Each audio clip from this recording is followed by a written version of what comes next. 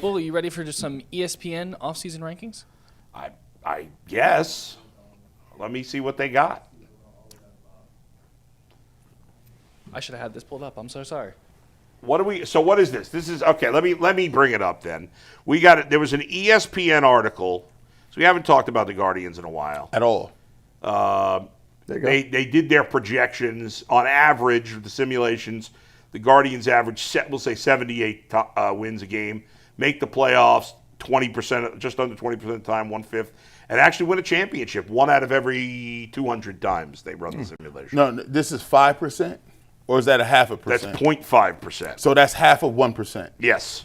Also, that's crazy. That's wild. Yes. You wild word, yeah, at 0.5%. So let me say this, because do you agree with that? So my projections for the Guardians in terms of the win total would be a little higher than that. Actually, a decent amount higher than that. I got them right now as like an 83, 84 win team, which is a good deal difference from 79. Like 83, 84. Maybe you're making the playoffs. I mean, listen, as the Guardians currently stand, their pitching, top to bottom, relief pitching, starting pitching, relief pitching, is playoff caliber. It's good enough. Is it the best? No. Is it good enough to be a playoff team? Absolutely. The lineups remain. Defense is good enough. The base running is good enough. The lineup is not, unless you get a lot of young players hitting their stride this year. And we've been saying that same thing about the Guardians for a number of years. About how many years? 10? The truth is that unlike the Browns, who let you down almost every year, the Guardians, more often than not, are a pleasant surprise. And as much as I've hated the lineup for a while now, since COVID, basically, they've made the playoffs 3 of the last 4 years with a lineup that is big-time lacking in terms of especially power. Last year was crazy. Obviously, they were, 15 and a half games out, I think it was, and they found their way in. They have not addressed any of their offensive needs this year. Ever. They have spent almost no money. And money was coming off the books. And money is – the Guardians at the moment, I believe, have the lowest payroll in all of baseball as of today. Maybe they're 29th, but I'm pretty sure they're dead last. Is it like 60 million? It's about 60 million. Or technically it's about 70 million, but that includes Luis Ortiz and Emmanuel Clase, but that money's not going to count because they're going to be And then just for reference, yeah. Dodgers are what? 300 million? Over that. 400 The Dodgers and Mets are around probably 300 plus. Yeah, okay. So that's an issue. I think every other. That's an issue. That's a problem. But you know what you know what's really frustrating is that teams that like the Guardians that don't spend have spent this winter. Now, they haven't spent crazy. Give me an example. The Pirates have spent some money. The A's have spent some money. The Marlins have spent some money. The White Sox have spent. I know Chicago's a big market, but Chicago's the Cubs. The White Sox are like a small market team. All 4 of those teams have spent some money this offseason. I think every other team is at least at 100 or 90 million at least, if not 100, in terms of their payroll. You know, the only team, there's one team in baseball that has spent less money than the Guardians this offseason. I will give you a clue. You wouldn't have guessed it. Wouldn't be a team you would guess. Yankees. No. Red Sox. The Red Sox have spent $0. Now the Guardians haven't spent a lot, but they've paid for a couple of relief pitchers. They re-signed Austin Hedges, of course. So I think the Guardians have spent like $15 million, maybe not even. The Red Sox have spent 0. Not a single. They haven't signed a single major league. They made a trade and got a player, but they haven't spent any money in free agency. But and there's a number of hitters out there still that could help the Guardians, but they're unfortunately don't appear to be. Maybe they'll make a trade here. You know, we've seen some trades yesterday. We've seen the Marlins have made 2 trades, one with the Cubs, one with the Yankees over the last week. I think. There are some interesting players that they could trade for. I'd be at this point if they signed one proven bat or traded for one proven bat. They need two, in my opinion, but I could live with one. And it doesn't even have to be a superstar at this point. Just a good player. It's just crazy. a good player. They got rid of. You know, it's funny. They had Naylor, and when they had Naylor and Ramirez and Quan, we said it still wasn't enough. Yep. And then they got rid of Naylor, and then he turned out to be like he's a really good player. Like he re-signed with Seattle. He re-signed there, so now it's like now you down to Ramirez, and Quan came back down to earth. And he isn't even hitting for that much. He doesn't now, hit the power. I will say this: I'm expecting a big season from Kyle Manzardo. He had a very good first full season in the majors. I'm expecting him to be better. They better not. I don't want to see him out of games. I don't. No, want to he's see going to him play every day. Every day. He'll play every day. He'll play 150 games. But so we got him at, we'll say, first base, right? We got Jose at third. You got Quan at left. And as much as I don't like it, they're going to do the Bo Naylor and Austin Hedges thing behind the plate. The rest of the team, I mean, there's a lot. Valera. Like I think C.J. Kafis is going to be on the team. I think Valera is going to be on the team. DeLauder. Chase DeLauder. And I like all three of those guys, especially DeLauder. But they've barely played in the big leagues. You know, DeLauder made his major league debut in the playoffs last year. So listen, put him up there. If they'll, what do you got to lose? I think they'll all be. I think they will all be on the team to start the season. Those three guys, especially DeLauder and even Valera, have pretty high potential. Well, if all three of those guys can play at their highest capability, this team's good and will be in the playoffs. That's a big if. That's where their power potential is coming yes. from. Like, well, all three of those guys, especially DeLauder and Kafis, have power. Manzardo's obviously got power. Yeah. Now, I don't know, man. Are we going to second guess this Bazana thing? Because these other dudes that Nick Kurtz, who was a top 5 pick by the A's, won Rookie of the Year last year. He had a magnificent season.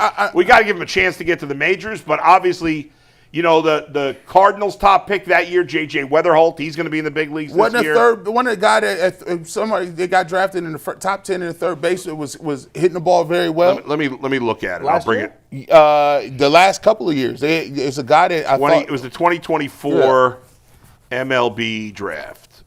Okay, so the 2024 MLB draft, Travis Bazana. When was Cal Raleigh drafted? No, that was a much longer time. How many years ago was he drafted? Long, at least 10. Dang. Really? 10 years Yeah, he's ago? been in the league for a long time. Dude, I thought that dude was like a rookie. Yeah. No. So Travis Bazana was the first pick in the draft in 2024. Okay. The second pick was a pitcher by the name of Chase Burns with Cincinnati. He made his major league debut last year. Okay, cool. Looked pretty good, but he's a pitcher. We're not going to kill him on that one. The third pick, Charlie Condon. I haven't heard about him. I don't know what. That's the Rockies. They screw everything up. The fourth pick is Nick Kurtz. He had a massive season for the A's last year. Won Rookie of the Year. The fifth pick, Hagen Smith. I think he's a pitcher. The sixth pick, Jack Caglione, came up with the Royals. A lot of power, but he did not play well. Mm-hmm. The seventh pick, J.J. Weatherholt, is going to probably start the season in the majors with the Cardinals. Christian Moore was the eighth pick. He's the Angels. He played a little bit in the big leagues last year. And Connor Griffin is the ninth pick. He's a pitcher with the Pirates. He'll probably be in the big leagues as well. But the 12th pick that year by the Red Sox, Braden Montgomery. Oh, no, wait a second. Is he the guy that was on the White Sox? Yeah. So Braden Montgomery actually got traded to the White Sox, and he was good as a rookie this past season. So there's been a number of guys. Let's see if there's a Cam Smith, the 14th pick by the Cubs, traded to the Astros, had an okay rookie season in the big leagues. The 19th pick, Carson Benji, is going to start in center field for the Mets this year. The 20th pick for the Blue Jays, Trey Savage, starting pitcher, was great for the Blue Jays in the playoffs. He pitched in the World Series. And that's it. Well, at least these guys, it seems like have a trajectory where either they played some, or are scheduled to play this year up here. Yeah, Bazana's got to be in the big leagues by this summer. Otherwise, you start to really panic. I think he's going to be fine. I'll be surprised if he ends up being better than Nick Kurtz, who the A's took. So, yeah, I mean, you know. Second base. I just always, they always told me, bro, like you listen to baseball people, they say, listen, I don't know. It's drafting a second baseman is like saying I need an offensive lineman and I'm gonna take a guard. Like, I don't believe that. I don't agree with that. Like, No, I don't agree with that. Is he going? If he plays, I think he might. I have a friend of mine who knows like college baseball, minor league baseball really well. He told me he thinks Mazzano will eventually be an outfielder. Which, hey, by the way, question on college baseball: is it just me, or is college baseball becoming better? it is. It is. Okay. And I think the players are more recognizable now. And it's Yeah. more And now watchable. we're more. Well, and I think again, Yeah. I'm an outsider. I'm a casual baseball fan. Yeah, I don't follow college baseball that closely I either, follow but- it a little bit because I can bet on it, and the games Yeah, are right, awesome, right. and I like aluminum bats. Yeah, but I feel like guys are playing longer in college. Now we have NIL too.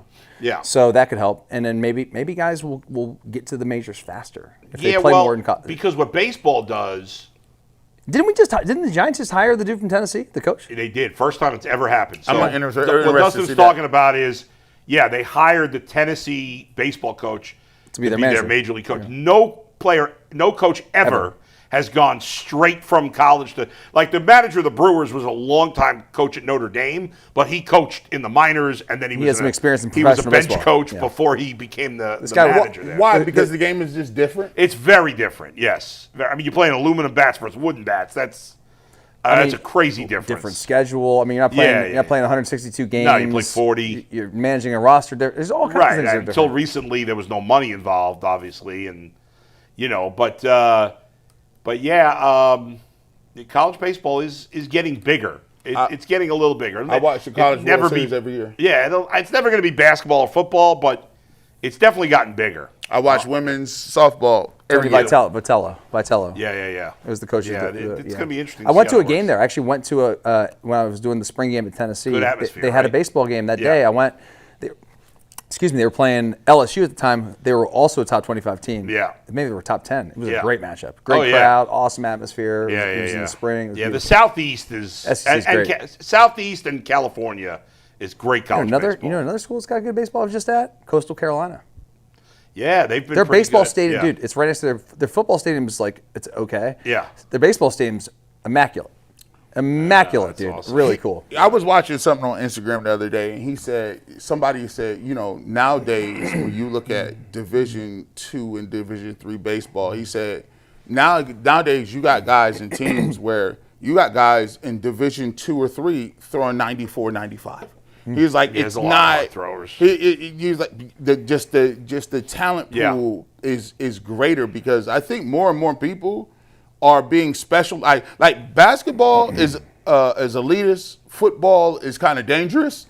So I think a lot of people at a younger age are like, "Hey, let's get in these cages. I hope so. Hey, let's go I do hope this. so. Let's go do this." Like, I started this fall baseball league. I'm starting now in conjunction with the Rocky River Rec Center. I'm starting this new baseball league for kids who are finishing 7th and 8th grade that don't want to play travel but want to keep playing baseball.